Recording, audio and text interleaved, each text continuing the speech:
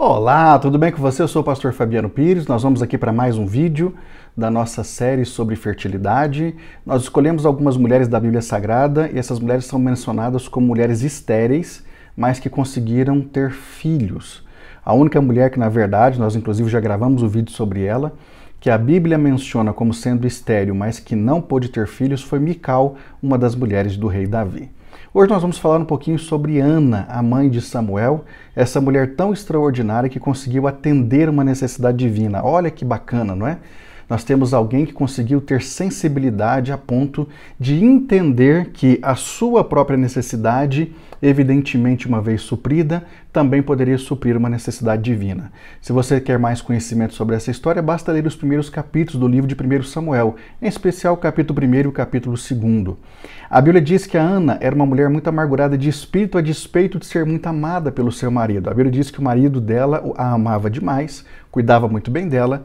Entretanto, ela era amargurada porque ela não conseguia ter filhos, e não ter filho para muitas mulheres em determinadas épocas e culturas, evidentemente, era uma situação quase que considerada, por que não dizer, como uma maldição divina sobre a vida delas. A Bíblia diz que ela queria muito ter filhos, mas ela não conseguia engravidar, e ela orava ao Senhor pedindo a Deus que pudesse abrir a sua madre para que ela realmente tivesse essa satisfação de ser mãe.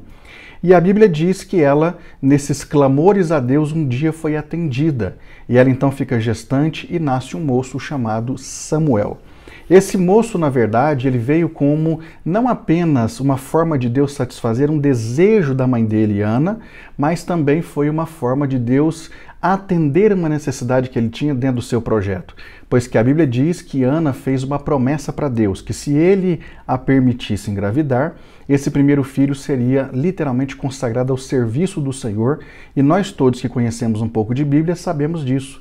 A Bíblia afirma que quando Ana teve essa criança, ela o amamentou, ela cuidou dele até uma certa idade, e quando ele já estava pronto, ela foi até o templo e entregou essa criança para o serviço do Senhor, aos cuidados do sacerdote Eli, que era o sacerdote à época.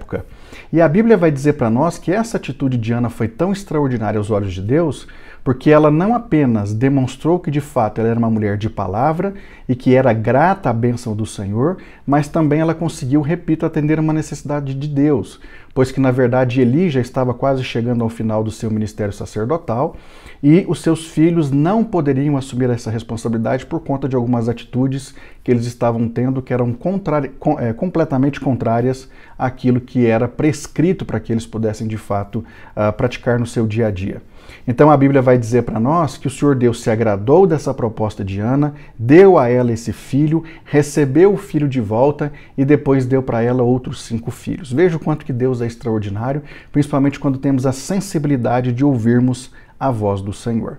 Nessa perspectiva, nós podemos também tirar algumas lições importantes sobre essa temática de esterilidade ou de fertilidade, dependendo do tipo de comportamento que nós temos no reino de Deus.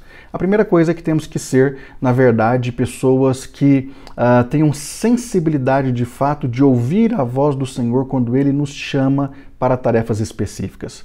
Veja que Ana entendeu a voz do Senhor, mas também o filho dela, Samuel, posteriormente entendeu essa voz. Todo mundo sabe que Ana, evidentemente, como eu disse agora há pouco, ela faz a promessa, atende evidentemente essa promessa posteriormente, mas quando a criança é colocada aos cuidados de Eli, chega um dia que já um pouquinho maiorzinho, o Senhor fala com ele através de uma revelação específica. Ele ouve a voz do Senhor, atende a voz do Senhor e em momento oportuno ele assume o lugar de Eli, se tornando inclusive o último juiz de Israel, antes literalmente da colocação do período ou da formatação do período da monarquia. Samuel foi extraordinário no seu tempo e ele inclusive foi uma resposta de Deus para Israel, além de ter sido uma resposta para sua mãe, mas não deixa de ser também um homem que nos traz excelentes exemplos para que possamos seguir. Então, a primeira coisa, precisamos entender a voz de Deus quando Ele nos chama. Em segundo lugar, precisamos atender também às demandas de Deus, ainda que no primeiro momento nós possamos imaginar que vamos perder. Imagine uma mãe que tem tanto desejo de ter um filho como Ana tinha, e ela tem esse filho e ela devolve o filho ao Senhor, e esse filho deveria passar muito tempo longe dela, porque ela teria períodos esparsos para visitá-lo, para estar junto com ele, mas Ana fez isso. só que na verdade ela não perdeu, porque ela fez com que o reino ganhasse e automaticamente ela teve a condição de ter outros filhos. Então perceba que com Deus a gente nunca perde. Quando damos ouvidos à voz de Deus e atendemos às suas demandas, pode ter certeza que Deus não fica devendo nada para ninguém. Depois, em terceiro lugar, nós precisamos também nos colocar à disposição de fazer qualquer tipo de sacrifício em prol da causa. É mais que evidente que nós estamos aqui como seres humanos e vamos passar por situações tais quais vão demandar da nossa parte o fato de nós abrirmos mão de algumas situações, de algumas coisas, de alguns momentos e até de relacionamentos, para que nós possamos realmente agradar a Deus e estar dentro da sua vontade perfeita. Nós precisamos realmente ter essa condição de nos colocar à disposição para qualquer sacrifício, porque, como eu disse, vou repetir, Deus não fica devendo nada para ninguém.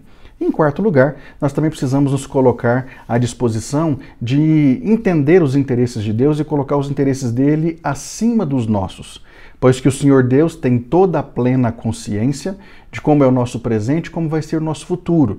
E é mais que evidente que quando ele nos direciona para alguma circunstância, é porque ele tem projetos muito maiores e melhores do que aqueles que nós estamos conseguindo enxergar. Então, na verdade, quando nós ouvimos a voz do Senhor, pode ter certeza que ele vai nos colocar dentro de circunstâncias que vão fazer com que o reino ganhe, com que os seus projetos sejam cumpridos, mas nós também sejamos beneficiados por tudo isso. Que todos nós possamos ser no reino de Deus pessoas férteis. Pensa nisso.